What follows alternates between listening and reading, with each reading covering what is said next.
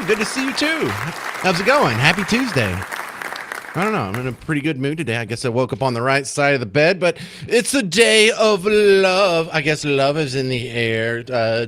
Top story, whether you care about it or not, you should care about it.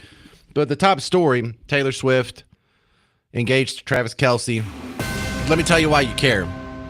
Number one thing is, like about an hour before the show starts every day, I usually check in on Google Trends or the what's trending on Twitter or what's trending on Instagram or what's trending on some social media feed just to make sure like I didn't miss anything. And today was perfect. Today, the top trending terms in Dallas-Fort Worth in the last 4 hours before the James Show started. Number one was Taylor Swift. Number two was Travis Kelce. So if you don't care, you need to ask yourself, why do so many other people care? What is so damn important about this? You need to ask yourself, what are you missing? Because in this, okay, number one, we can all admit this doesn't affect your life one bit. Doesn't affect my life one bit. I'm still going to get the same electric bill I was going to get otherwise. It doesn't affect the price of groceries. Doesn't affect, my kid's educational career. Doesn't affect my professional career. Doesn't affect my dog. Doesn't affect Miss Parker. Doesn't affect. Hi, Miss Parker. But let me tell you why you should care. Taylor Swift cannot be the Taylor Swift she is now much longer. This is the natural evolution of the pop star. And she is taking the same fork in the road so many other girl bosses take, because whether you're a billionaire, a millionaire, or just a regular old middle class, well-intentioned lady, you can go out and you can have a successful career. But at some point, there's going to be a fork in the road. Are you going to just continue being a pop star for the rest of your life? Or are you going to fulfill your real purpose? And that is fall in love, find a soulmate, get married, have kids, spend time raising them, make sure they're okay. And when they get to be adults and they have kids, maybe you can help out a little bit with them. Your focus should become your family. Now, we see how this turns out in the real world. Some people make a couple of albums or even a few albums, and then they just get married and disappear. They just go away and then never to be seen again. And that's okay. It's almost admirable. Wow, look, they went out, they made a whole bunch of money, and they quit while they were ahead, and now they're doing the family thing. And they have a bunch of money, a big pile of money to do it with. Isn't that great? And then some of them can't let it go. I think exhibit A for that one would be Madonna. So you're Taylor Swift, you're in your mid-30s. Just like any girl boss in her mid-30s, you've had a good career. But what does that mean? You want to spend the rest of your life alone? When do you want to find someone? Do you want to have a family? Do you want to at least have a serious conversation about a family? Or do you want to just hop from boyfriend to boyfriend like Madonna did? And at the end of your life, you're going to be in hospice, in a bed. Who's going to stand around you? Anybody? Because for these people who don't have a family, who don't get married and have kids and have some sort of life partner, I mean, who do you expect is going to be there? Who you even living your life for? Just yourself? Well, that's not very noble. And you're capable of much more than that, whether you're Taylor Swift or just a regular girl boss who has a great career. So I'm really interested in this because this could be Taylor Swift taking the other fork in the road. Maybe she does want to fall in love and get married and start a family. Maybe she does want to evolve into something else. But if she does choose door number two, the trad wife route. I love that term, trad wife. You mean just wife, just normal? Yes, it's now trad, traditional. If she does take that road, she's going to have a lot of Swifties watching her. She's going to have a lot of influence over people that you don't talk to. I don't talk to. They don't listen to me. They don't listen to WBAP. They don't care what James says on the James Show. I'm an old man. I'm like middle-aged and have a little bit of gray hair coming in on the sides. I'm a dork. I'm like their dad's friend. Can't even dance well. Has no hit songs. Doesn't date anyone in the NFL. But what happens with all these millions of fans when they watch her get married, if they watch her have kids? Because is she going to also evolve politically? There seems to be an interesting pattern. Many people have noticed, you included, of people when they're young and they're single and they're just getting started out, they have a tendency to be more lefty. And as they grow up and they get a mortgage and they get a career and they pay taxes and they get married and they have kids, you start to see that evolution to the right. Let's talk about that next on the James Show. I have a couple of sound bites and a couple of samples I want to run by you that may give you a little optimism here. If you're annoyed with the headlines and the amount of attention this is going to be, don't be. I'm going to make you feel a lot better about it next on the James Show. 800 288 9227. 800 288 9227. I'm James Parker. It's News Talk 820 and 93.3 FM, WBAP.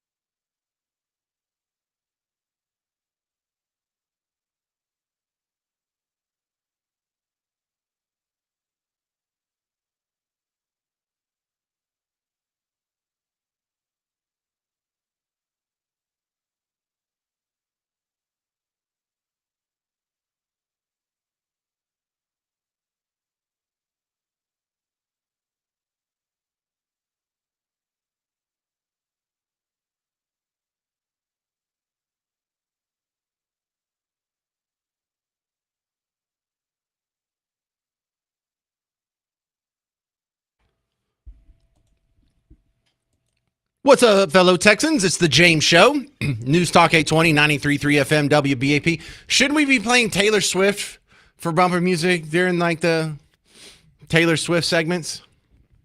No, you need to calm down. See what I did there? I did, like, a pun of one of her songs. You need to calm.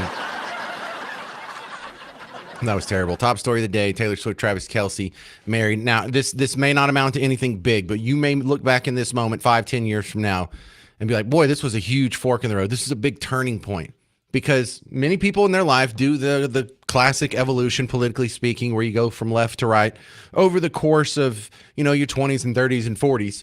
And we saw that recently. I think one of the great recent examples of this is a comedian named Whitney Cummings. Are you familiar with Whitney Cummings? Do you know her? Is she someone that's on your radar at all? Because I'm a fan. Absolutely, I'm a fan. But she has always been a complete lefty, and that's okay. Her comedy wasn't extremely political, but she did like a lot of feminist stuff where it was the same old, men are stupid. Aren't men stupid? Oh my God, they're stupid.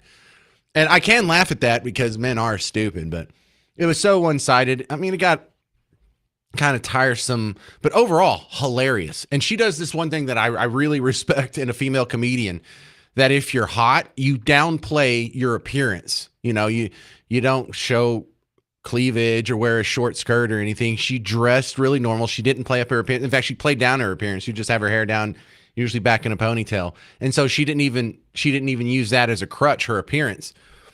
And we all got an awakening on the CNN New Year's Eve broadcast because they brought in some comedians to roast 2024.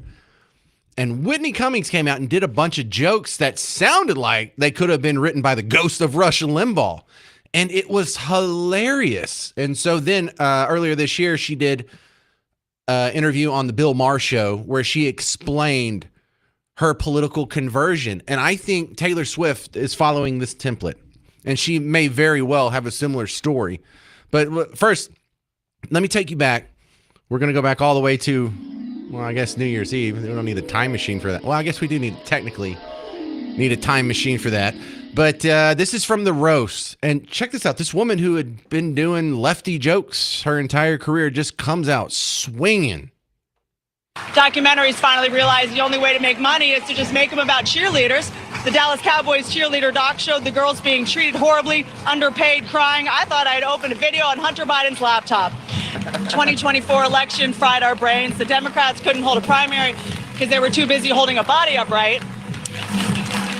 Are we still rolling? Am I off? Go for it. It was amazing that the pro-choice party didn't give their voters one when it came to the presidential candidate. Kamala was forced on us so hard you'd think she was patented by Pfizer. Dang. Or Moderna, whichever one's... Oh, God. Andy just gave me a very scary look. No! We all agree the government totally knows what drones are and aren't telling us. The drones are still up there, and we have no idea what's behind them. No idea. I mean, they're still up in the sky, so I guess we can rule out that they were made by Boeing. The point is, I think we all agree on a lot of things. And since I only have a minute left live on Establishment Media, why don't we just say a bunch of things that we know that they'll never cover? Okay, ready, go. Trump Jr. didn't have any silverware in his house. No one thought that was weird? Are we still rolling? Crown Prince of Saudi Arabia put money into Disney, so just know there won't be any girl characters in the next Cars movie. Are we still rolling? This is wild. Why have so many presidents' chefs died? Weird. Yeah, okay, so we were all just dumbfounded. People who watch such things and keep up with comedy and comedians and whatnot. Where did this come from? I'm telling you, that sounds the exact opposite of what she had been her entire career. And listen, I think we might see something similar with Taylor Swift. One thing that's kind of annoying about Taylor Swift is how political she has gotten in the last few years, and how, okay, it's overwhelmingly left. All right, you put Lena Dunham in your videos. We got it. You're a lefty. You like Democrats. Republicans are stupid. But when Whitney explains what made her switch and drift toward conservative, sounds a lot like what's going on, or what could go on in the next steps after Taylor and Travis are just simply engaged. Is this in her future?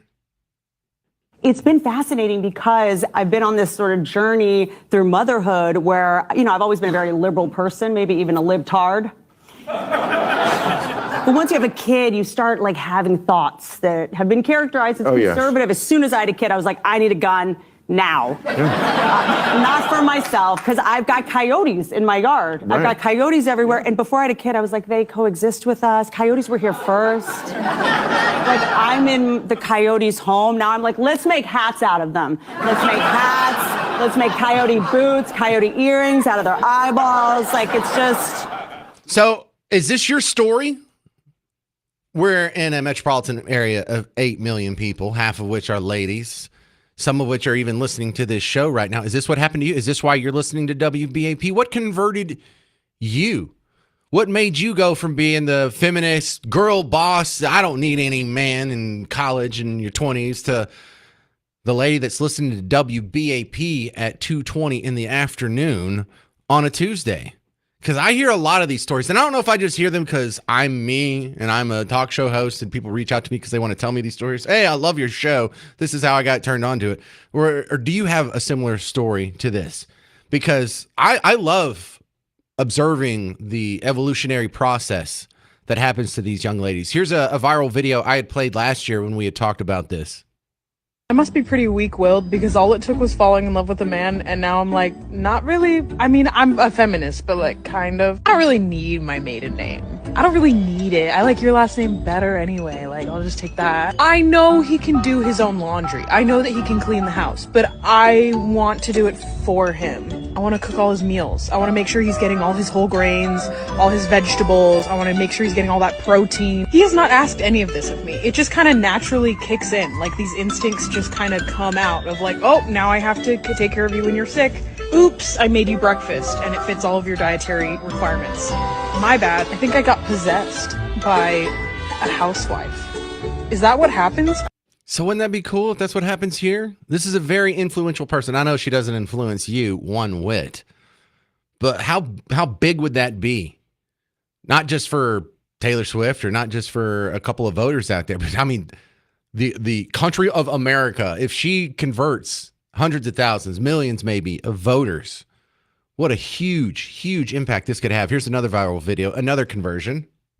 I saw a girl on here say that when you have a good man, you're going to be in that kitchen and you're going to like it. And I could not agree more because I was such a like, no, he can make his own food. No, I'm not going to get up at 3-4 in the morning and like make lunches. Like, I'm not going to do that. And you know, now that I have a good man, now that I'm being taken care of, yes, sir, expeditiously.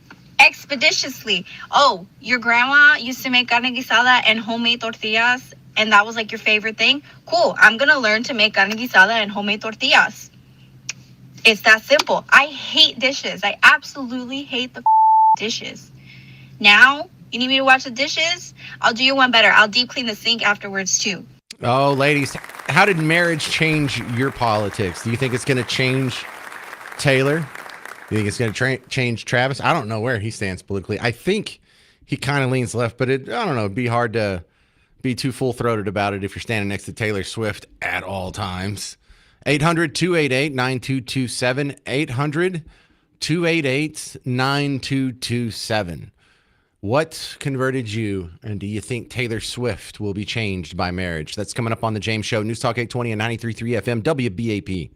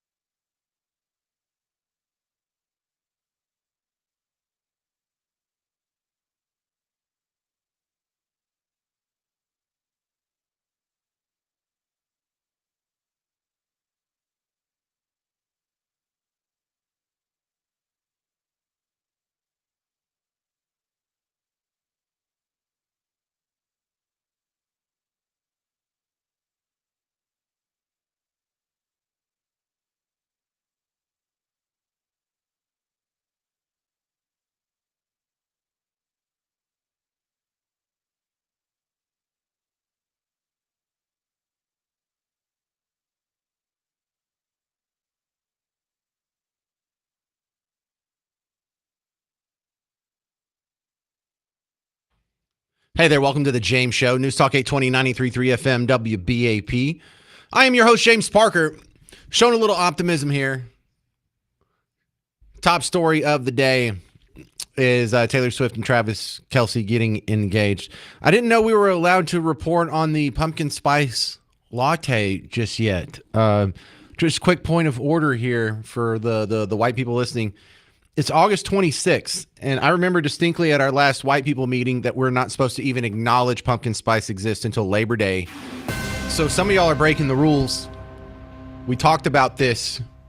It's one of our favorite things to do every year. It throws the other people for a loop when we act like pumpkin spice is the most important thing from Labor Day to January 1st, and then the rest of the year we pretend like it doesn't exist. That's a solid bit, and you're ruining it. You got to keep them on their toes. But back to the Taylor-Travis situation. I know you think, well, I don't care. And look, it doesn't directly affect you, but it may indirectly affect you pretty hard coming up because these people have a lot of sway. And if she's going to continue being a political animal, which once you start being a political animal, they're not going to stop asking you those questions. We have a real chance here for millions of young ladies, and I guess a few men, to be influenced in the right direction this time. You know, one of the painful truths about so many of these artists is that they really are influential. I know they don't influence you, but they do influence millions. And this might actually work in your favor. Now, you see this happen with other people. It's interesting in the rap world how many endorsements Trump got last year from guys, and not all rappers. It was mostly guys who had been in the business for 10, 20 years. We're talking about like 50 Cent, of course, Kanye, Lil Wayne, Ice Cube. There was a whole flood of the rap world that came out to be pro-Trump. But it was the older set. And if you don't think that has any sort of influence, look how it worked out. If you got a much higher proportion of that vote than anyone had in a long time with an R next to their name. And so Taylor Swift may be going through the same evolution. Now, I talk about how marriage changes women, and it does, but I think it's probably more so having the children. So if she turns around and has kids real quick, prepare to notice some changes. I got an email here from Libby who says politics changed her marriage, as in ended it. She had no idea how being a conservative in the 80s would ultimately end my marriage 13 years later. Oh my goodness. I know several of those stories of people whose political opinions ruin their marriage. You're not the only one. I hear that a lot. But let's not imagine that. Let's imagine Taylor Swift doing the natural evolution that so many other people do. And she gets married and has a kid. And once you have a kid, for the first time in my life, I don't know about you, but for the first time in my life, when I had a kid, my job wasn't my top priority. My career, I should say, wasn't my top priority. It instantly became my second priority. Wow, that's a bold statement. So Taylor Swift has the most successful music career on planet Earth. Is that all about to take backseat to a baby? Let's see. Let's see how she changes. Because when you have a kid, that's huge. It's really hard to be pro-family and hold on to some of those liberal values. Number one, you have to make it past abortion. If she's going to get pregnant, is she going to keep it full term? Well, that's going to disappoint some people who are hoping. Oh, there's some people out there, some pro-abortion ghouls, some just absolute demons out there who are hoping that she gets pregnant and aborts it and is public with it and is such a shining example of how this is a critical right for women. It's also hard to be pro-family and be liberal because it also requires being straight for the most part. I mean, I guess you could adopt, but, not quite the same thing as biological mom and dad having a kid. It also might change your opinion on some of the materials that are in your kid's library at school. It's easy to be all libertine about, sexual obscenities in elementary school libraries when you don't have any kids, when it's not going to be your kids that are being traumatized. It also might change your mind on gun control. I played the clip from Whitney Cummings earlier where she immediately, one of the first things that converted her when she had kids was getting a gun. It's been fascinating because I've been on this sort of journey through motherhood where, I've always been a very liberal person, maybe even a libtard. But once you have a kid, you start like having thoughts that have been characterized as conservative. Yes. As soon as I had a kid, I was like, I need a gun now. Not for myself, because I've got coyotes in my yard. Right. I've got coyotes everywhere. And before I had a kid, I was like, they coexist with us. Coyotes were here first. Like, I'm in the coyotes' home. Now I'm like, let's make hats out of them. Let's make hats. Let's make coyote boots, coyote earrings out of their eyeballs. Like, it's just... Yeah, and that's just one of many things. Once you have kids, that has to necessarily affect your opinion on defund the police. Do you want your kids running around the streets that have defunded police, or do you want a strong police presence? Do you want law enforcement that's actually effective and catches criminals and puts them behind bars? And, we can't just keep them with no bail. And yeah, you can. Yeah, you can. It'll change your stance on immigration, on illegal immigration at least. It'll probably soften your stance on women in the workplace. Yes, women, they deserve equal pay for equal work and whatnot, but having a career should not be a woman's most important priority, especially once she has kids. It's totally acceptable and normal and not at all a patriarchal oppression to put motherhood above your career. It also might change their stance on some of these huge advantages that women get when it comes to divorce and alimony and child support and custody hearings, because these are all incentives that rip a family apart. But we're going to get a couple of clues real quick. Is she going to have a baby soon? And is she going to keep her last name? Is she going to hyphenate her last name? I don't know the answers to these questions, but watch this. You may not be interested in this now, but this may be one of the greatest things that happens to the movement in years. All right, coming up next on The James Show, North Texas has the hottest real estate market in the country. 5 of the top 10. Does that mean housing is going to be more affordable for you? We'll talk about that next on The James Show. 800-288-9227. I'm James Parker on News Talk 820 and 93.3 FM WBAP.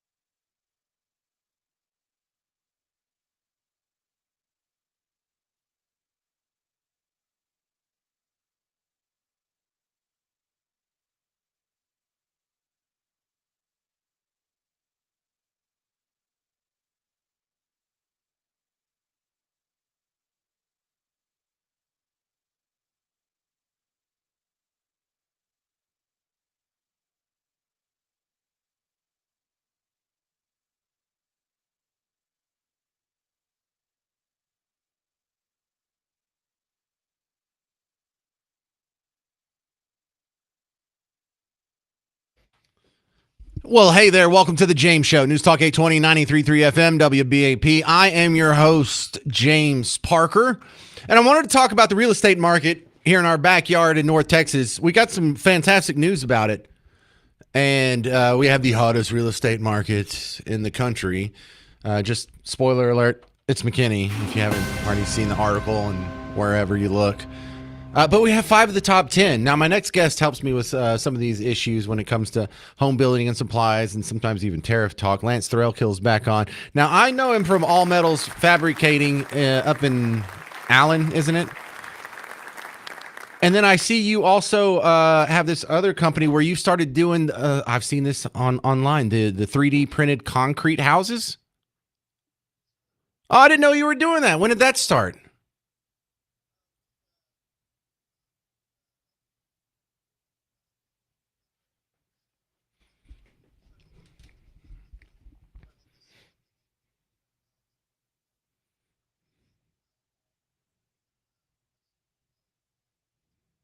Yeah, I know where that's at.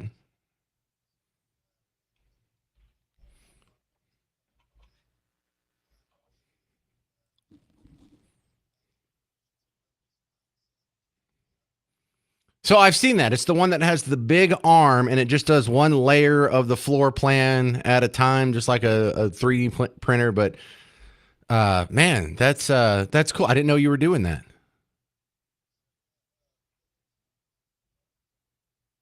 What does that mean? What's a gantry?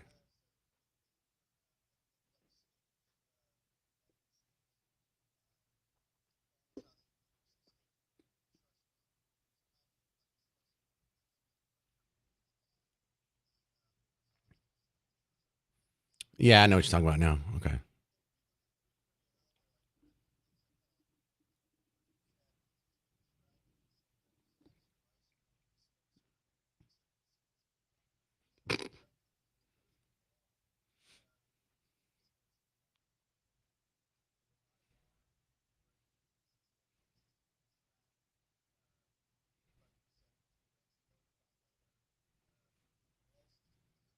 All right, we're getting way off topic here. My guest, Lance Thorelkill.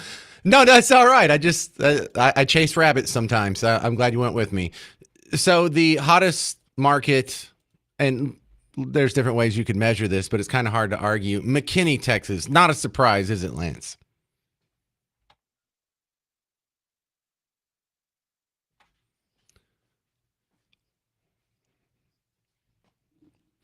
So when you look around at the housing landscape, would you say housing is now more affordable or less affordable than it was 5, 10 years ago?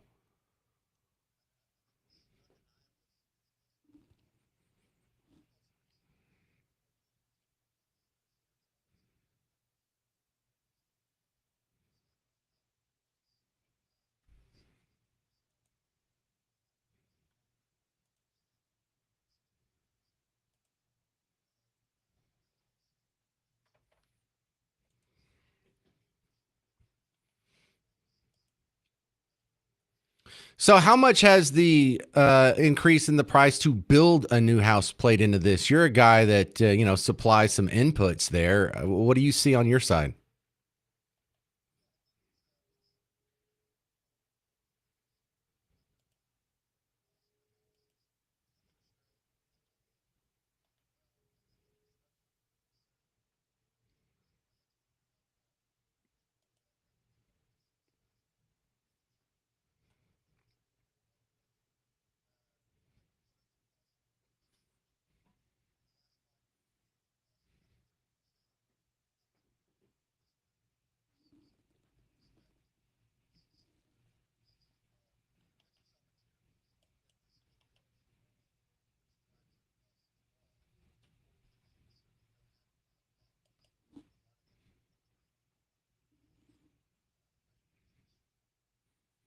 Right, Lance Thorelkill. What do we? I think one of the biggest players here that we can't do a whole lot about is the mortgage rate. It seems that has a big effect on people's buying power.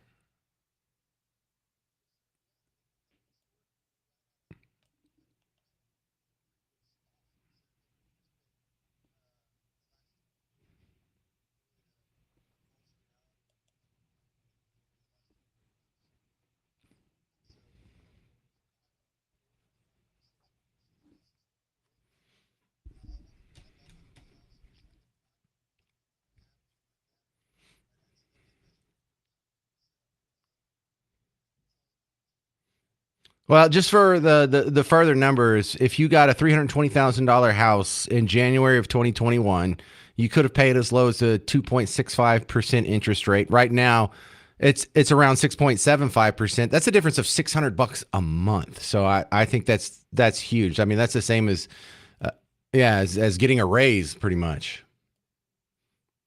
All right, Lance.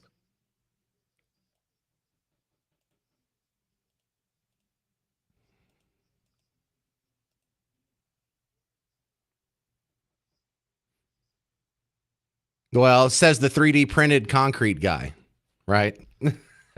How expensive is that compared to the price of a normal home, a 3D printed house?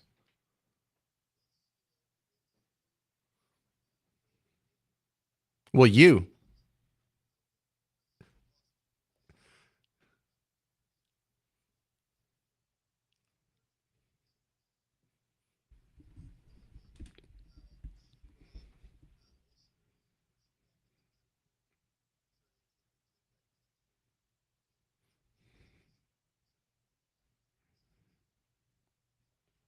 Whoa.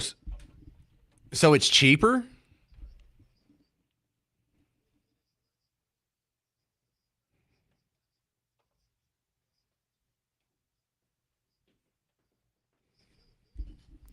All right, Lance. Let's talk about this on a future episode. I'm out of time here, but I want to talk to you about the 3D printed houses. That's pretty cool stuff. Lance Thrill Kill. You can find him all Meadows Fabrication and Printed Technologies. Thank you, sir. Coming up next on the James Show. Donald Trump's talking about going into Chicago because D.C. has been such a success. Chicago's not a big fan. Where do you stand? 800-288-9227. I'm James Parker on News Talk 820 and 93.3 FM WBAP.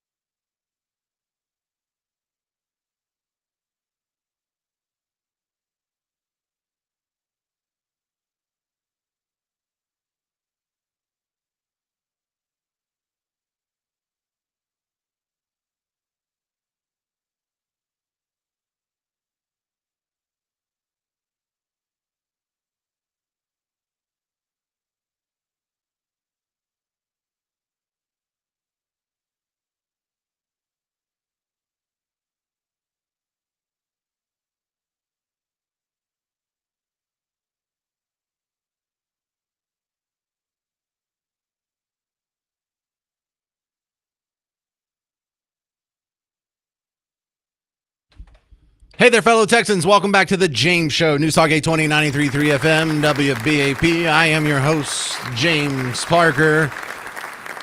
Get ready to enjoy people whining about Donald Trump sending in the National Guard to more metropolitan areas. The thing you need to enjoy about this conversation is that the D.C. deployment of the National Guard has been a success, and the arguments against it, if they had a legit argument, would go something like this. Yes, Donald Trump had mentioned wanting to deploy the National Guard into other major cities like Chicago or whatnot, but we shouldn't do that because he's done it in D.C., and here's the list of negative consequences to the citizens of D.C. because of it. The problem is, here's the list. Nothing. What are the negative consequences? Name one. I guess the cost, but that cost is borne out by the rest of us because they're federal troops, so they're kind of getting a freebie favor from the rest of us. You're welcome, D.C. So they're getting security they're not even having to pay for. It sounds like nothing but an advantage over here. You know what else is kind of nice? Going 13 days without having a murder. That's the first time in God knows how many years they've gone almost 2 weeks in a row now without having a murder.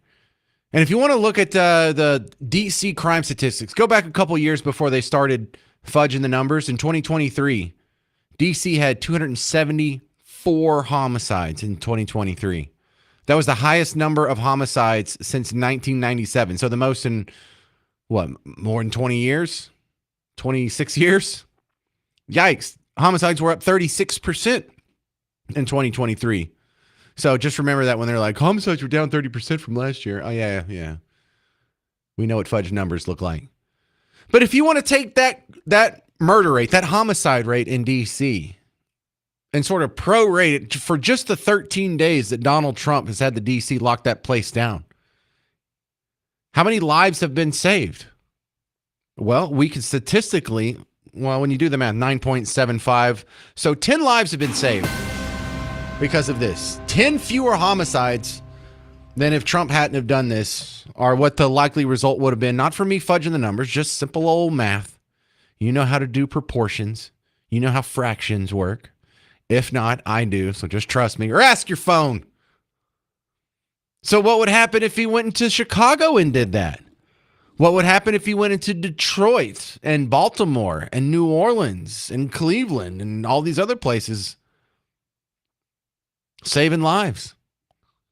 Here's another question that MSNBC, they haven't asked this all day. I've been waiting for them to ask this. How many black lives have been saved? How many of those homicide victims would have been black? Black lives matter. Where are you at on this one? Do these lives matter? The ones that he's saving in D.C.?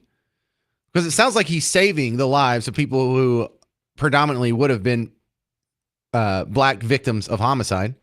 Shouldn't that be celebrated? Shouldn't that be something that's replicated? Shouldn't Chicago be asking for something similar to that? Shouldn't D.C. be a model of something to embrace if you care so much about the lives of my black neighbors? No, but you're silent on this. Oh, you're critical of this. Interesting.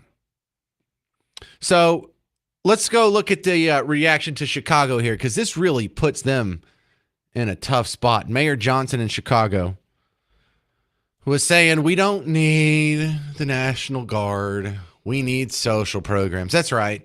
We don't need anyone actually stopping criminals and arresting them and making my citizens safer. We just need more money from other people to spend on our programs. We just need money. Just give us money. Look, the National Guard is not going to put food on the table. The National Guard is not going to, reduce unemployment. The National Guard is not going to give people access to health care. This president, of course, has demonstrated that he is inimical to the interests of working people. But here in Chicago, a pro-worker city, a city that said, yes, we can, a city that said, keep hope alive, right? This is the city where resistance came alive. Dr. King said, if we can do it right in Chicago. Bro, you can't put food on the table either if you're dead. You can't get a job and improve the unemployment situation if you're dead. And so there's no real good answer for this. Why don't you want the National Guard to come into Chicago? It looks like it's saving lives. No, it's not going to solve unemployment. No, it's not going to put food on the table. No, it's not going to solve some of these other issues. but at least fewer people will be dead. He was on Morning Joe this morning. You're going to hear Morning Joe try and beat an answer out of Mayor Johnson on why. Wouldn't it make Chicago safer? Why don't you want this? I'm curious, and this does come down to an ideological difference between people. Do you believe that the streets of Chicago would be safer if there were more uniformed police officers on the streets of Chicago? Of course. I believe the city of Chicago and cities across America would be safer if we actually had, affordable housing.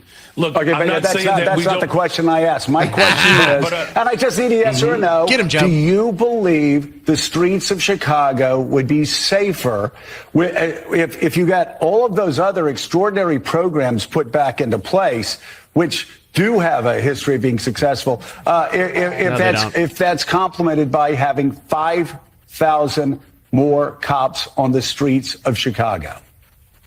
I don't believe that we should narrow it down to just police officers, Joe, is what I'm saying. That is an antiquated approach. I'm saying we've invested in detectives. Mr. Mayor, are you hearing what I'm saying? I'm agreeing with you that all of these other social programs are extraordinarily important. I just need a yes or a no, and then this will be the last time I ask. If you get all of those other social programs that 800 million that New York City does, Los Angeles, other people do with great success, would an additional 5,000 cops on the streets in Chicago help complement those programs to make Chicago safer? Look, we are working hard to make sure that our police department is fully supported. I don't believe that just simply putting out an arbitrary number. God. He's not gonna, don't worry. He's not going to answer. He just got asked 3 times, dodged every time. Because you know what the answer is. The answer is yes. I know it. You know it. Everybody knows it. Believe me. Coming up next on The James Show, we're going to talk to James Varney from Real Clear Politics on Donald Trump's new executive order to punish flag burners. Should burning the flag, desecrating the flag, be illegal? I'm James Parker. It's News Talk 820 and 93.3 FM WBAP.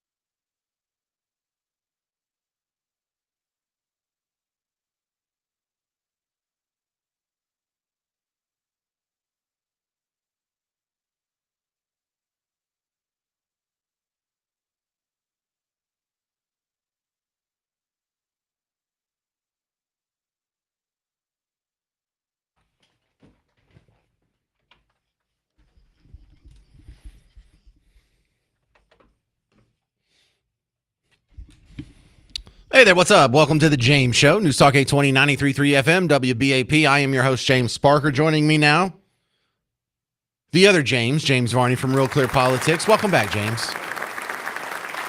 Other James, yeah. Lesser James the less.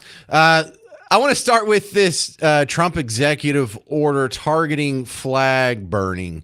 Now, let me go ahead and put the qualifier out there because someone's going to email me or at me or something. Yeah, I don't think in a perfect world, in a vacuum, that burning the flag should be illegal. However, we live in a world where we have hate crimes now that all of us have to live by. And so if we're going to have speech be policed, then it should be policed from both sides and not just enforced against me, but also against other forms of hate speech. And so I kind of agree with the idea of punishing these people just as sort of the thumb in the nose to prove the point that hate speech laws and hate crime laws are wrong.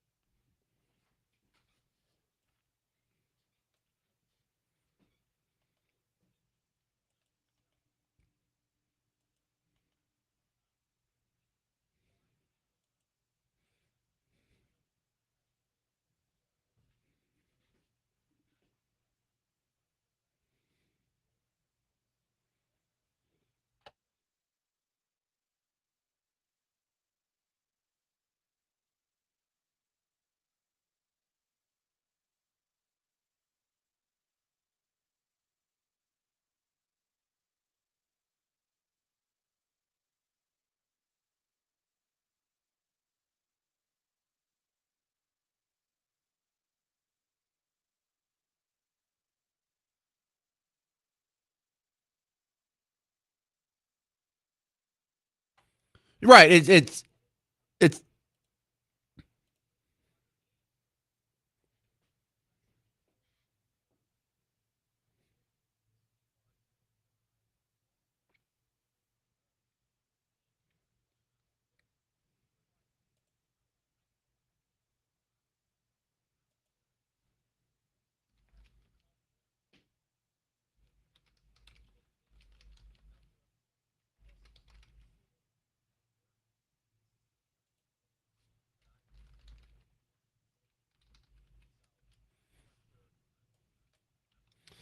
Well, the legal justification that he's thrown out in the executive order is along the lines of inciting a riot. And so, like, if you're in your own backyard and you burn a flag, that wouldn't be illegal. But if you're at a protest and there's people who are chucking rocks at a police and you burn a flag, somehow in that context, it could be illegal. Now, that sounds kind of vague, but is it wrong?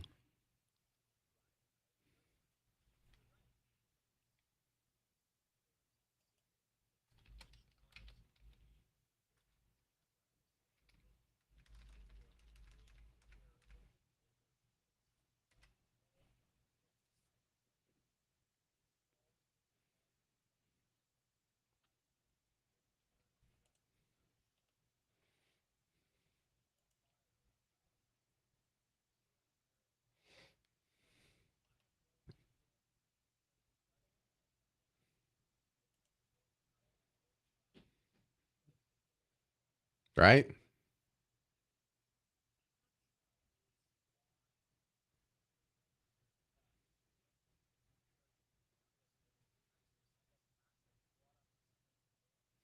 Yes.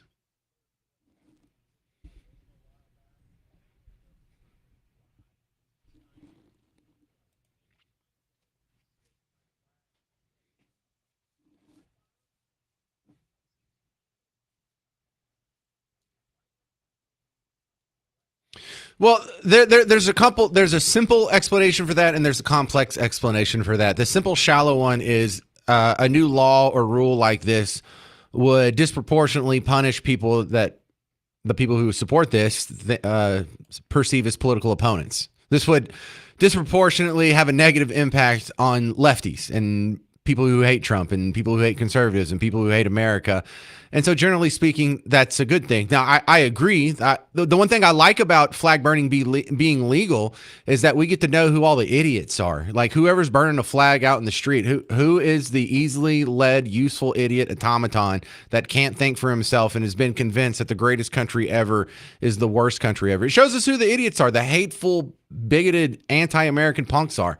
That's the one thing I like about it.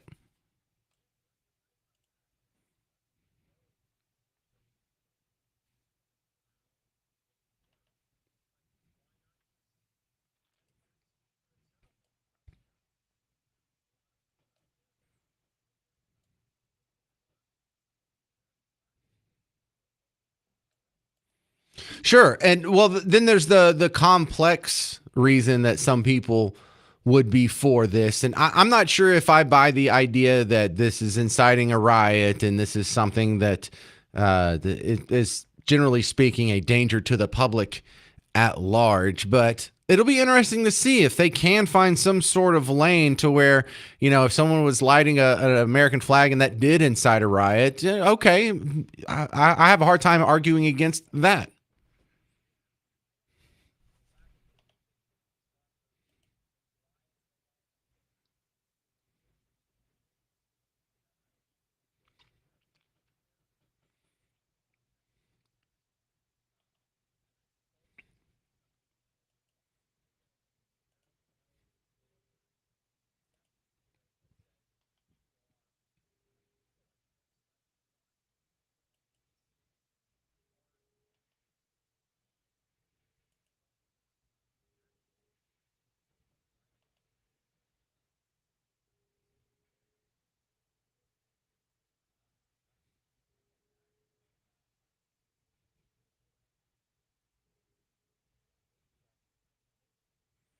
All right, James Varney, what you got going on at Real Clear Investigations these days?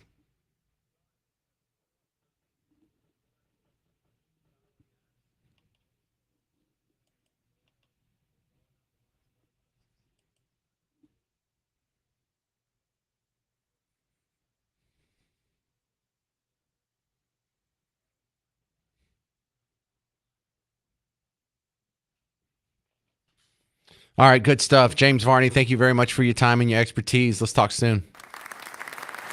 All right, I'm going to turn the same questions to you. How do you feel about Donald Trump's executive orders to punish flag burners? Is this a violation of the freedom of speech? Is this a necessary act against people who are inciting violence or inciting a riot? Do people who burn flags deserve to be charged with a crime? 800-288-9227, 800-288-9227. We'll dig a little more in this wound next on The James Show. News Talk 820 and 93.3 FM WBAP.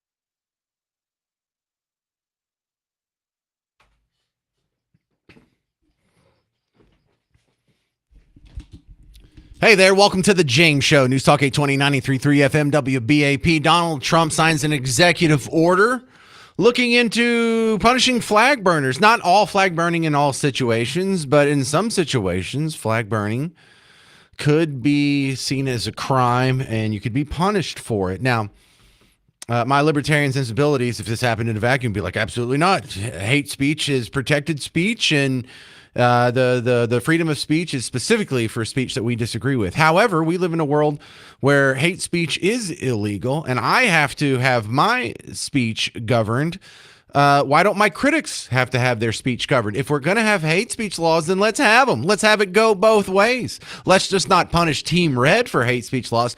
Let's use them against Team Blue as well. And if, one of the great ways to get rid of an unjust law is to enforce it vigorously. And so, fine, y'all want to play the hate speech game? I think that's what he's doing here. I don't even think he really thinks hate speech should be illegal. I think he's using this as an example. Oh, you think hate speech laws are good? Well, what about when it's used against you? And that might change some minds. 800-288-9227. One of the interesting coincidences in this is the case of Shiloh Hendrix. Do you remember the name Shiloh Hendrix? If not, that's okay. It happened about the same time the Carmelo Anthony situation flared up back in April. And what happened here is that, Carmelo raised all kinds of money, almost $1 million or so, over the incident that happened at the track meet. Well, Shiloh Hendrix was sort of an echo of that, where she had a viral video of her using a racial slur, pretty much destroy her life. She went on Give Sin Go, and she raised something like $800,000. Her crime was she's in Rochester, Minnesota. She's at a park. There's a bunch of Somali immigrants there. And a guy turns on the camera of his phone and goes up to her and says, "Did you call that little kid the N-word?" And she says, "Oh, you mean the one that was stealing stuff out of my child's diaper bag?" "Yes." And he says, "Well, do you have the balls to say it again?" And she said, "Sure." And she said the N-word a couple times. And from that, she is now, today, it was announced by the Rochester Attorney's Office that Shiloh Hendrix is going to have charges thrown on at her for the April video incident. So here you go. Not that I agree with what she did. What she did is it's ugly. It's wrong. Should it be illegal? Absolutely not. But if we're going to live in a world where you get to use hate speech laws to crusade against your political opponents, let's use it against you. 800-288-9227. This is Hero in Grafford. You're on WBAP. Yes, sir. Yes, sir. Good afternoon, everyone. Just, trying to stay on topic as best as I could, but verbatim in the linguistics of it, when you were saying earlier that America's the dream country, right? Is that the way you worded it earlier? The dream country? I don't remember. I think America's the best country in the history of ever. Yes. Right. Well, we're all entitled to our views and opinions. It's just with everything that's going on, from the flag burning all the way down to Russian and Ukraine and all. What I don't get is, it's like I have a loving woman that I'm dating now. She has 2 kids, and she tries to go to work every single day, right, and renew her TPS status, but they're not renewing her TPS status. And here's a woman trying to fight for her life. Her life must feel like a burning plane falling out of the sky. I mean, this is what's important to me, but it's like our country's so far, their heads are so far up Russia's booty and Ukraine's booty, we're not focusing on what needs to be focused on. It's like, oh, Texas bans trans people. I mean, who cares? I have no idea where you're at on flag burning. Well, that's, I was trying to stay on topic as best as I could. I mean, I don't blame them for burning the flags, whoever's burning them, because this country's turning to crap. We have immigrants coming to this country, taking our pension, taking our Social Security and stuff. By the time I turn 65 and 45 now, what's going to be left for me? And then I got a woman that's trying to go to work every day and get TPS documents reinstated, but can't get them because our president's too busy worrying about Russia and Ukraine. It's like, how about worrying about the people that are here in this country that want to do good. All right. Well, solid points. So glad you got to make it on the show. Thank you very much, Hero. This is Will in Cleburne. You're on WBAP. Your thoughts on flag burning? I think that the flag is a national symbol, and if we're going to protect eagle eggs and you can't disturb them and you can't go kill an eagle because that's not free speech, that's a crime, I think it's equally protected. Yeah, I get what you're saying there. I don't know if I like that example because the bald eagle protection isn't about it being an American symbol as much as it is being an endangered animal. And I think if you own an eagle and he has eggs or she has eggs, you can destroy your own eagle eggs. I just don't think you can kill someone else's eagle eggs. I don't know, but I get your point, and that's interesting. Should we hold some symbols of America sacrosanct in the fact that they can't be defiled in public? And again, that sounds like a hate speech law, and I don't like going down that route, but we're already in a world where we have hate speech laws. So why not these? That's a much tougher argument. So I like your point, Will. Thank you. Thank you. All right, coming up next, your least favorite guest on the James Show is coming on. Oh, thank you. Round of applause for Will. Is Kate Lincoln Goldfinch, the immigration attorney, is going to be on. And when she comes on, she's the one that disagrees with me and loves illegal immigrants. At all stories and times and points. Do you have any questions for her? We're going to open up the phones, and if you would like to talk to her or have a question for her or you want to run something by her, she's been kind of popular when she's on lately. Call in now. I'll put you through and you can have a chat with her. 800-288-9227. 800-288-9227. Bleeding Heart immigration attorney Kate Lincoln Goldfinch on the James Show next. It's News Talk 820, 93.3 FM WBAP.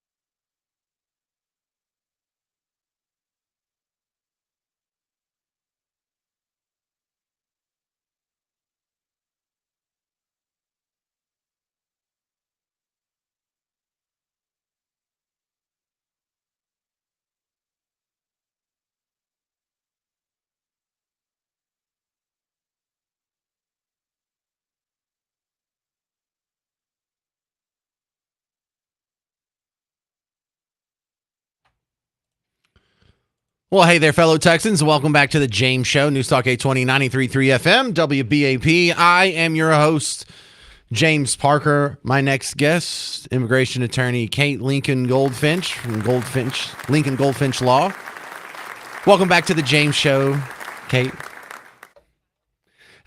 I get, we don't always agree on the subject at hand, but you do a real good job of getting feedback from the listeners. After shows, if I have you on, I usually have at least an email or two, if not 20, talking about our segments. So you're always appreciated on the show, even if we don't agree.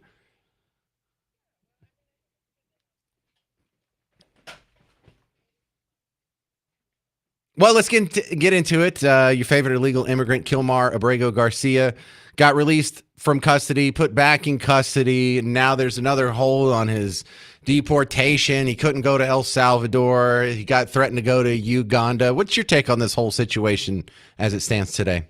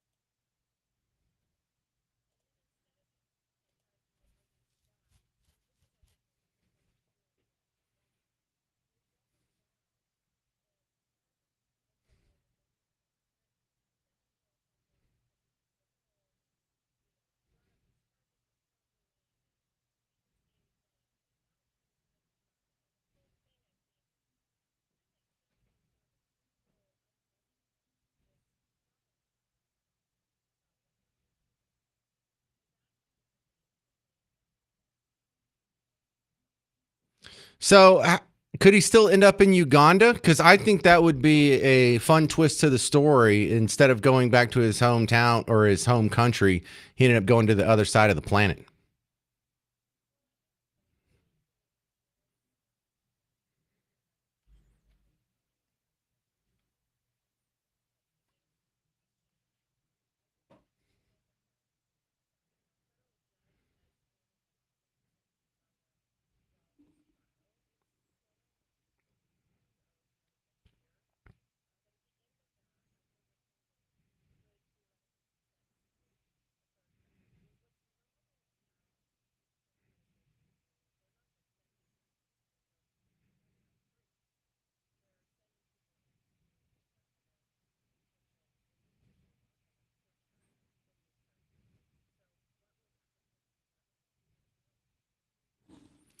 But he's a criminal. He's domestic abuser, and he has these human trafficking charges hanging over his head. I mean, if he's found guilty in a court of law, would you still oppose him being sent to a prison somewhere?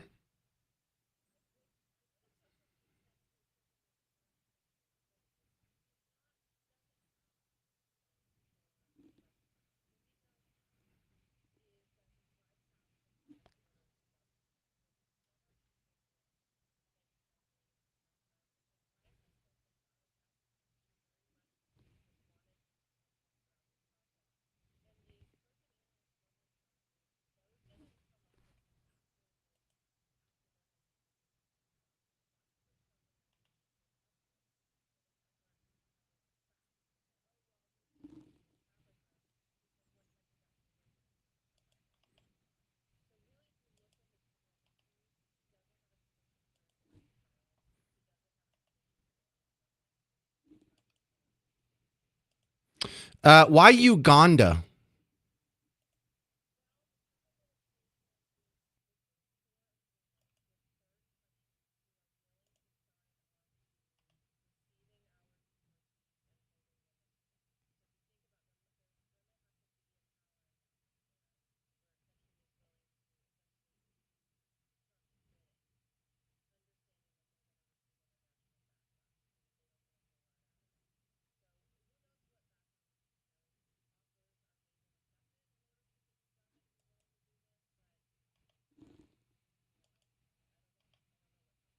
That just seems really random. It just Uganda of all places. Have we sent criminals there before? Is that something that you've seen?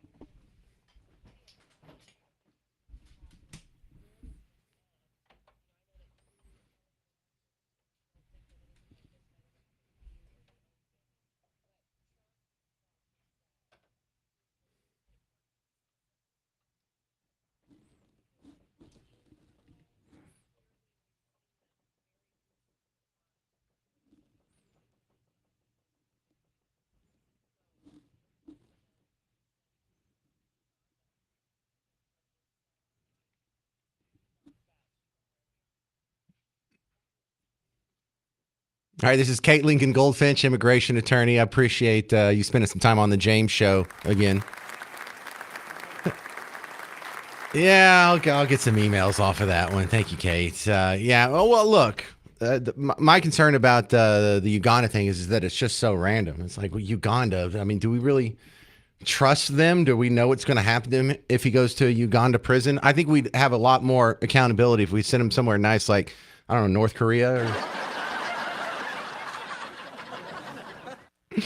All right. Coming up next on the James Show, we have more fallout from the redistricting maps. You're like, well, what could be left on this? You know, that battle, not quite over yet. I'll explain next on the James Show. 800-288-9227. It's News Talk 820 and 93.3 FM WBAP.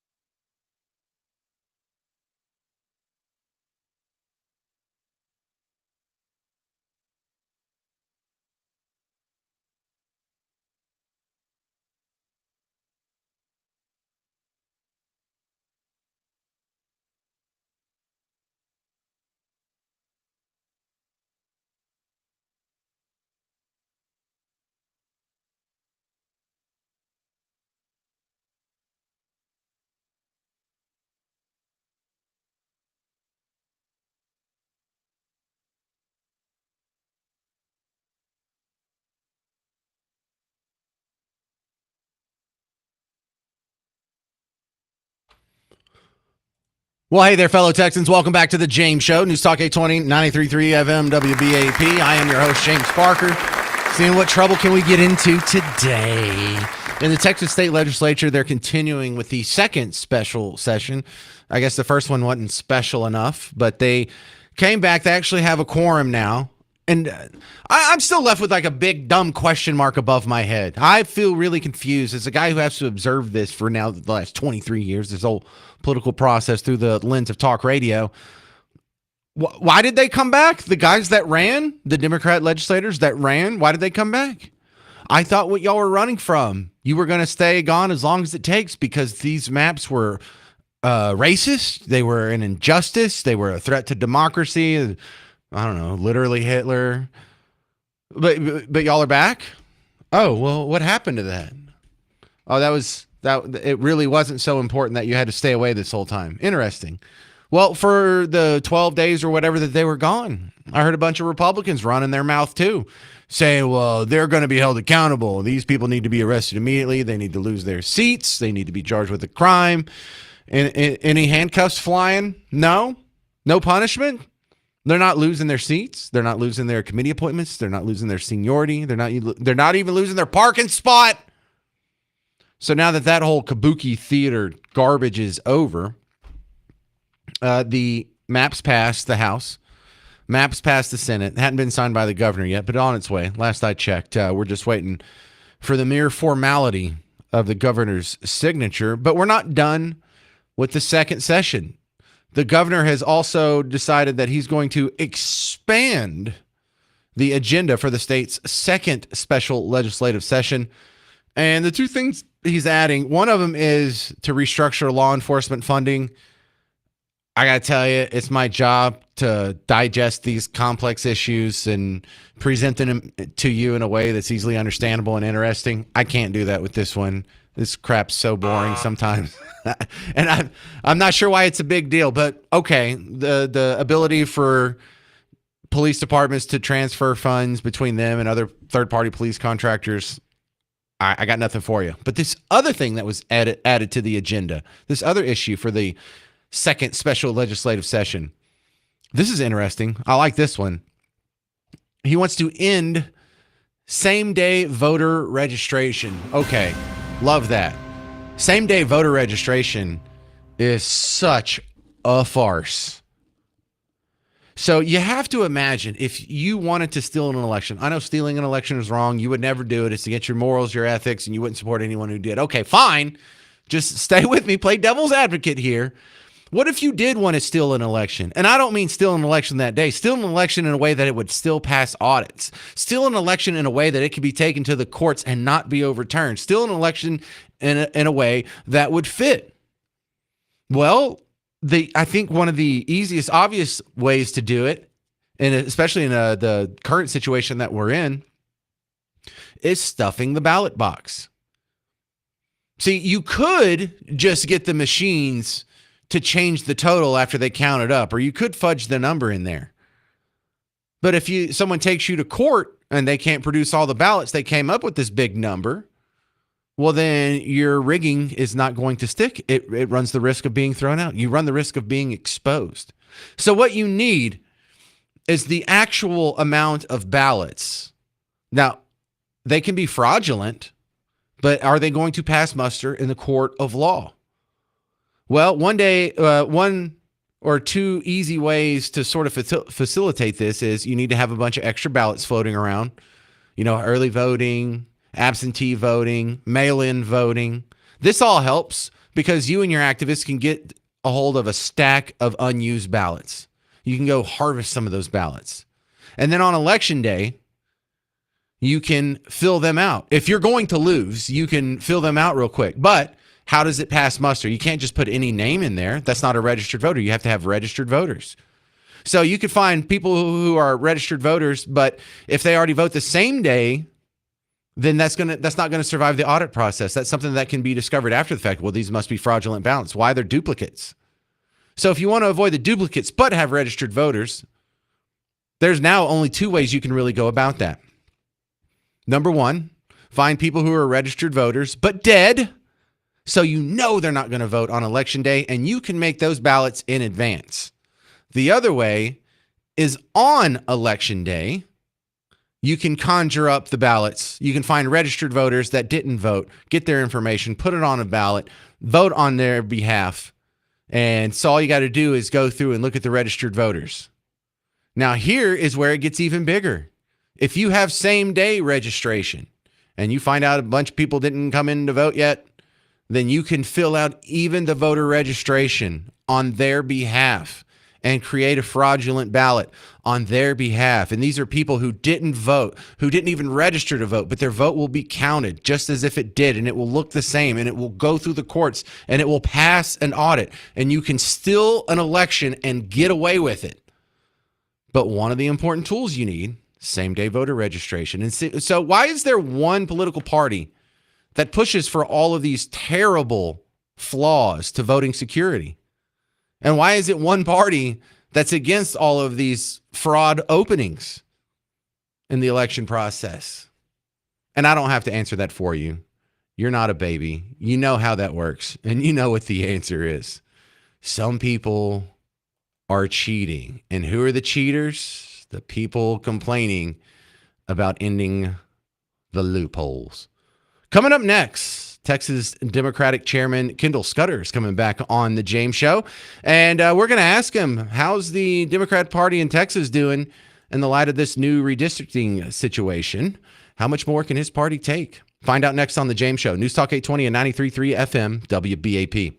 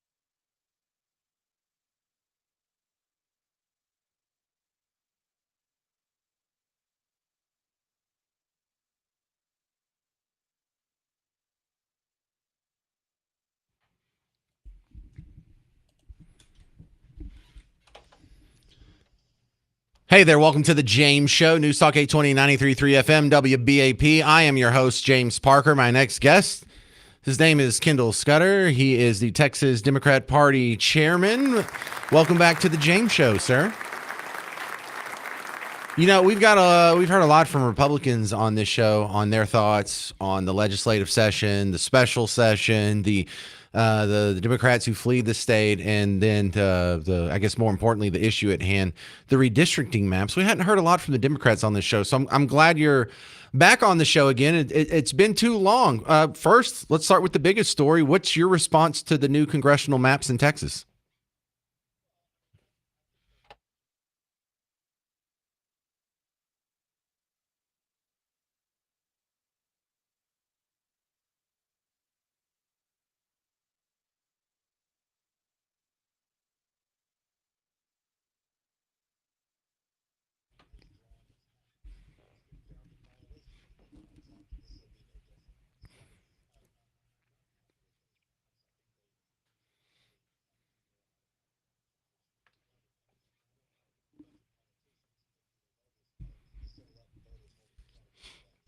So what's going to happen after this? It's passed the House, it's passed the Senate. I don't think the governor's signed it yet, but will they be in place for the midterm elections?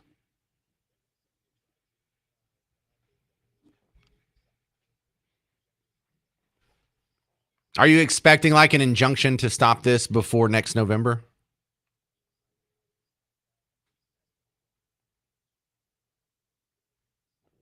Yeah, I hear you on that. I'm sure y'all already have the legal paperwork drawn up.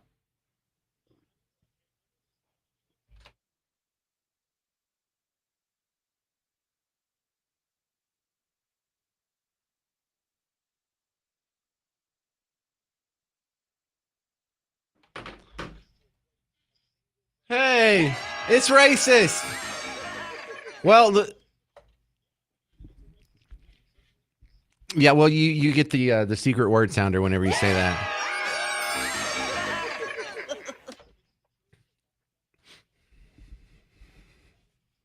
Well, how can they be racist if Latino men now vote for Team Red more than Team Blue? Aren't we enfranchising those guys?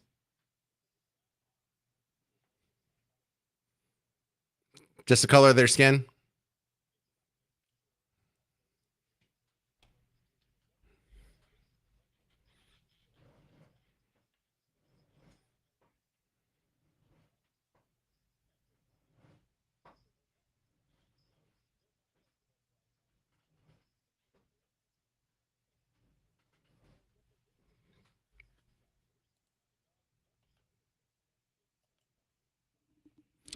We're talking with Kendall Scudder, the chairman for the Texas Democrat Party. I see some Texas Democrats have a Labor Day Fest event this weekend. Let me give you a little bit of promotion for that. Frontiers of Flight Museum coming up on Monday, September 1st. And, you know, whether or not you agree with my political leanings, it's been something that's stressed on this show. If you don't like the way that this country is being governed, just get involved.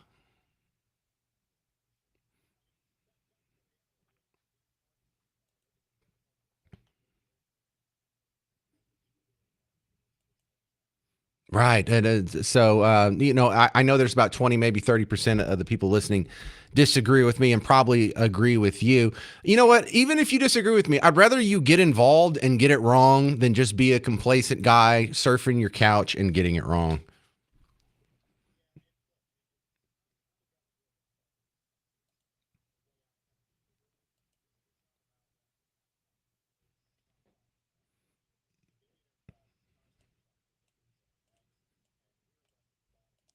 Wow. I can't agree with class warfare, sir. There's some great billionaires. Well, listen. There's some billionaires that are right wingers and some billionaires that are left wingers. They can't both be wrong.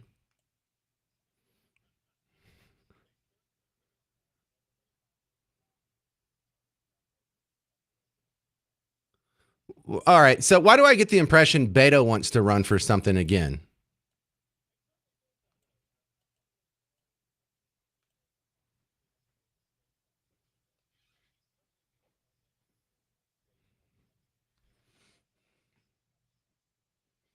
So where does the Democrat Party stand on the THC ban? I've been quite amused to see how this divides the Republican electorate. Now the elected representatives seem to be overwhelmingly for banning THC, but not so much among the voters. Where do the Democrats stand on that?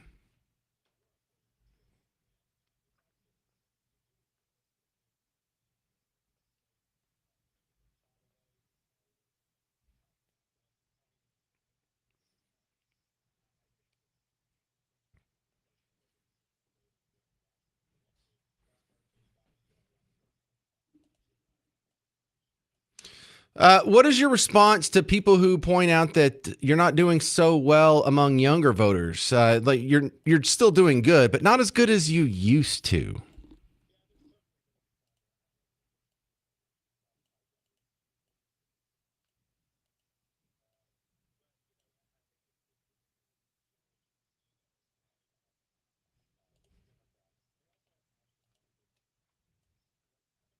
Yeah, they do.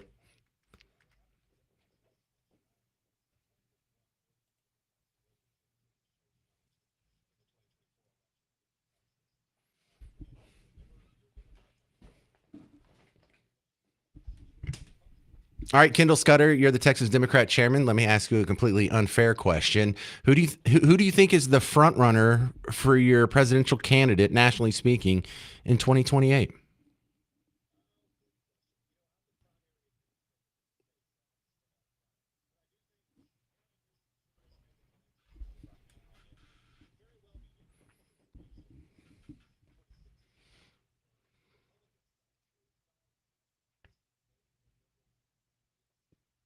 Kinda.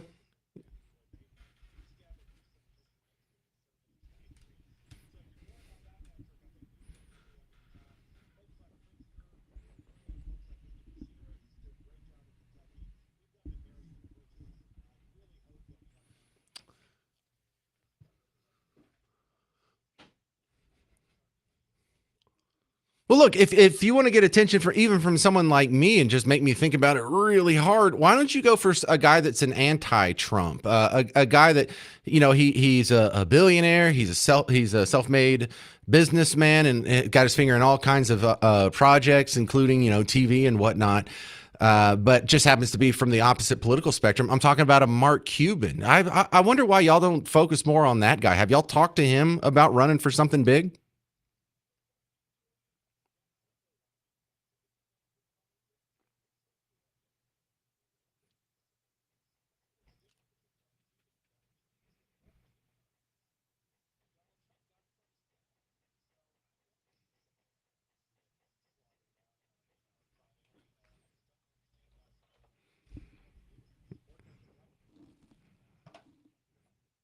All right. It was a fun chat. This is Kendall Scudder from Texas Democrats. He's the chairman over there. Thank you very much for your time. You can find more of his info, txdemocrats.org. Appreciate it, sir.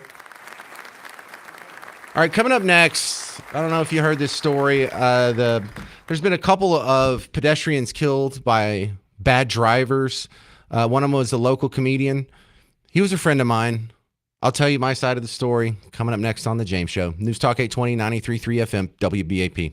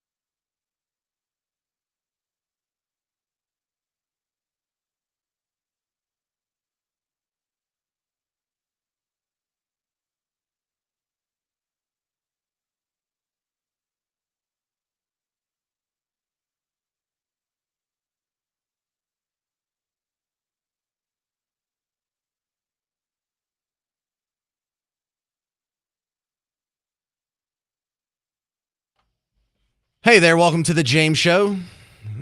News Talk 820, 93.3 FM, WBAP. I am your host, James Parker. Not real happy to tell you about this next story. And it's not going to be a big deal to you, and it's not going to affect your life one whit. But this is kind of tough here. A friend of mine, a comedian, was killed in a hit-and-run accident Friday night. I mean, technically, it was early in the morning on Saturday, 2:15. I know that whole crew.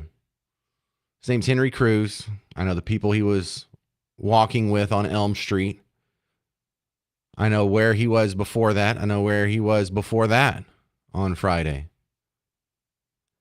It's a pretty small clique. There's a downtown Dallas comedy scene, just a handful of venues, and they have open mics during the week and actually paying gigs on the weekends. Now, I've made a deal with myself in that the weekdays are for work, the weekends are for family. So I've been doing this for a couple of years now, going to open mics. I use a fake name, so don't even bother trying to find me or come see me. It's not a big deal. It's just something I do for fun because it's something I've always wanted to do. And since I've started doing it, I've noticed when people find out I do comedy or stand-up comedy or you're going to an open mic later? Oh, wow. You know what they say? I've always wanted to do that. Oh, I've always wanted to try that. Well, then get off your ass and do it. You know, the comedy scene, especially for these open micers, like, because I'll go on a Monday, Tuesday, Wednesday, Thursday, and no one's there but other comics. There's not even really much of a crowd there just on accident. But you know who these people are? You know who you meet? You know the kind of person Henry Crews was? The comedy scene is full of people who are chasing their dreams. And almost none of them expect to get to the top, to be like a Shane Gillis or a Chris Rock or a Dane Cook or George Carlin or something huge.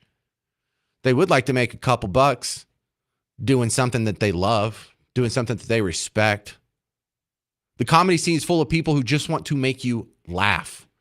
And it's different than other arts. You know, the music scene, they just want to be cool. I mean, some of them, the jokey ones like a Tenacious D or Bowling for Soup, you know, they'd like to see you smile too. But some of them just think they're the coolest people in the room and they're all depressed or they hate their dad or whatever. No, comedy scene, these people just want to make you laugh. Henry Crews just wanted to make you laugh.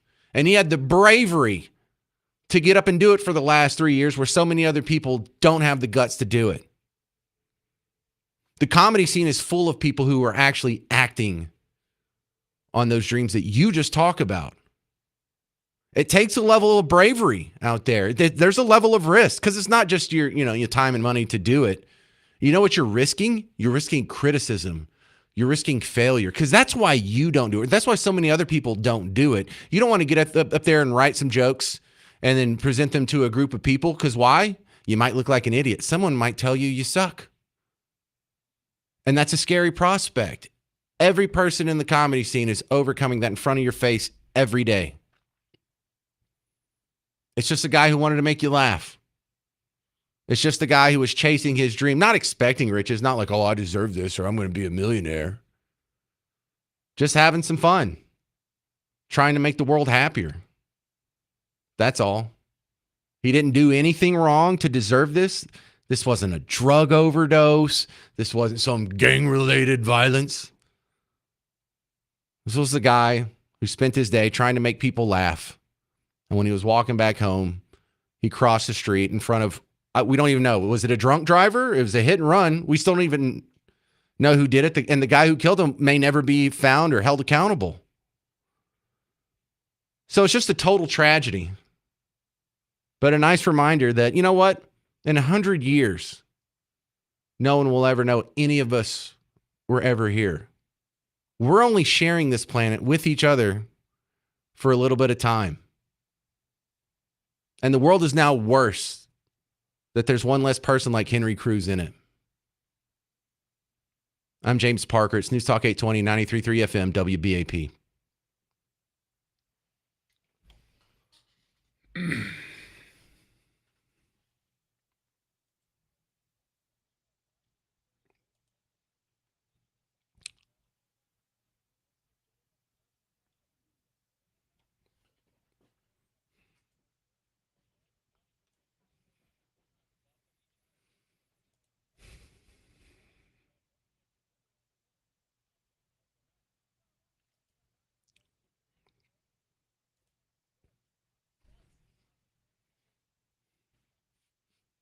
Hey, football fans, can we be done with preseason now? Can we go ahead and start the real football?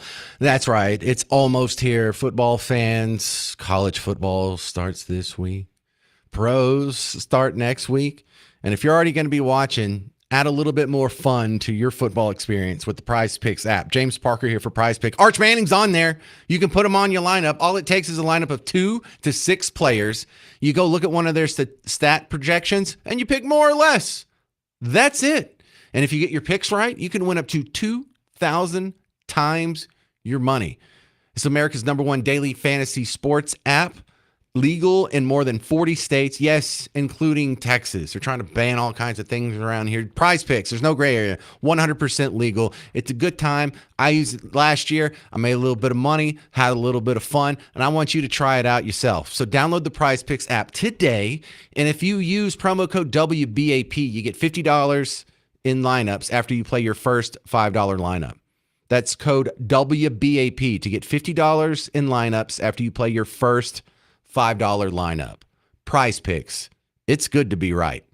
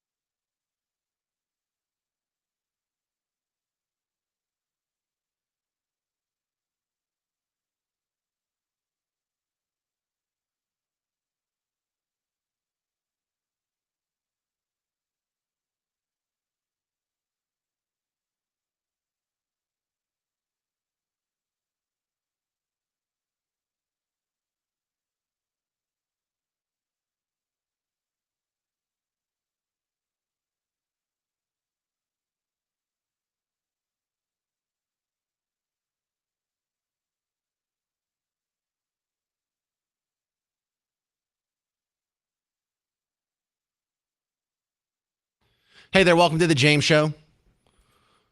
News Talk 820, 93.3 FM, WBAP. I am your host, James Parker. I was just talking about a personal acquaintance of mine. You know, am I friends with these people? I never see them outside of a comedy event. They never see me outside of a comedy event. But when you've been doing this for, I don't know, I've been hanging out in that scene for about like a year and a half solid, and just kind of sporadically before that.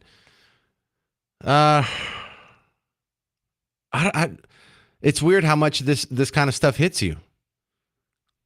You know, you had a guy that I was expecting to see him on Thursday, actually. Sometimes I see him on Mondays. He's not going to be with us, Henry Crews. A guy who would be ecstatic to know that the Dallas Morning News headlines included the word comedian. Because this is what it says in the headline. It says, Dallas comedian identified as man killed in hit and run Saturday near downtown.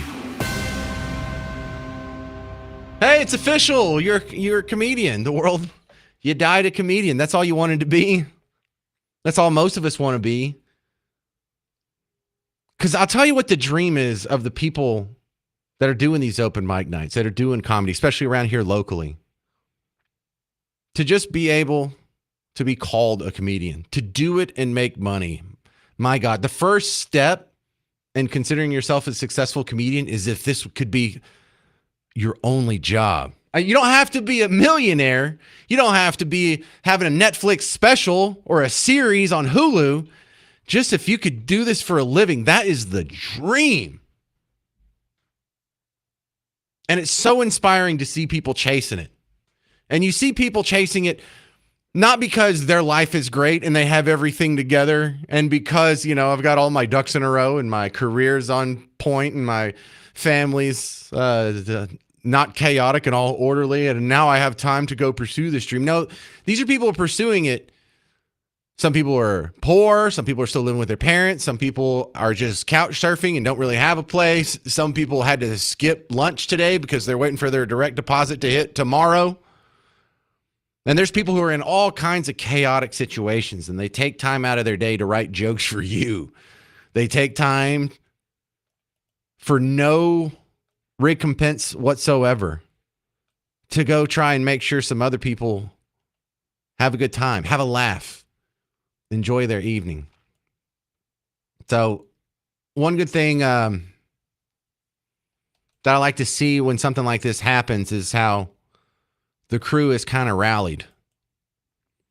And one of our elder statesmen, this guy named Noah Shark Robertson, is going to be hosting an event in his honor this Saturday. Now, it's something that he does every Saturday. It's Shark's Comedy Club in Frankie's downtown. But this one's going to be dedicated to Henry, and a lot of our friends, our other acquaintances in the scene are going to have some thoughts to share. I bet you some people are going to cry. But if you want to be a part of that, that's happening Saturday. You probably don't. I understand. Just why are you so timid? Why don't you do this? And it doesn't have to be comedy. I had to badger Miss Parker for years because she wanted to be an artist when she grows up, and she went to art school. She went to the Magnet School in New Orleans and then did art in college and has a degree, and she can paint good and she can draw good and sketch and sculpt and wood burning and all kinds of crap that I can't do worth a darn. I look like a left-handed second grader when I paint.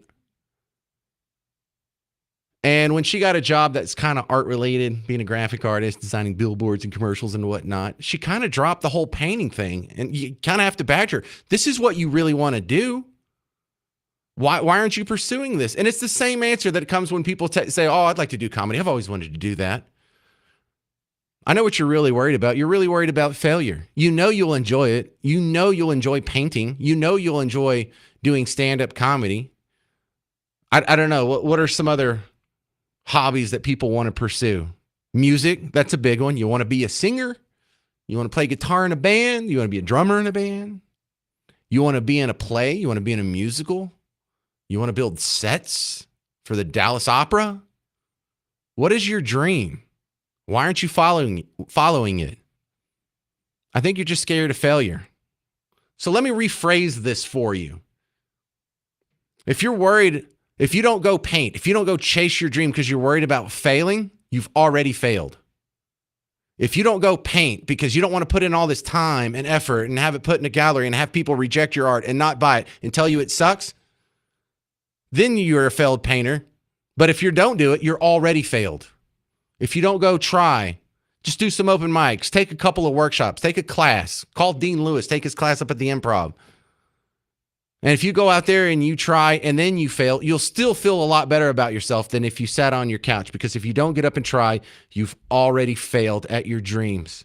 And your dreams are not going to come to your couch and tap you on the leg and say, hey, come on, let's go. Your dream's not on your couch. Your dream isn't in your house. Your dream is out there, and you need to go chase it. You need to do what Henry Cruz was doing. He wasn't out at 2 a.m. because he was getting drunk and partying and trying to have a one-night stand and just living in a hedonistic lifestyle. He was honing his craft. He was chasing his dream at 2 a.m. on Friday. What were you doing? If you don't chase it, you're going to regret it. There's going to be a time in your life when your health won't let you. I don't know if you're going to be sitting in a hospice bed or you're going to be in a wheelchair or you're going to be past the point of being able to do anything like this. You're going to remember this conversation. You're going to be like, I should have listened to Parker. He was right. So don't wait anymore. Get off your butt. Chase your dream. Go be a musician. Go be a painter. Go be a stand-up comedian. Go be a fisher. I don't know what you want to do. But take the time, risk failure, and let me know how it goes. Stick around. Mark Levin's coming up next. I'm James Parker. This has been The James Show. News Talk 820, 93.3 FM, WBAP.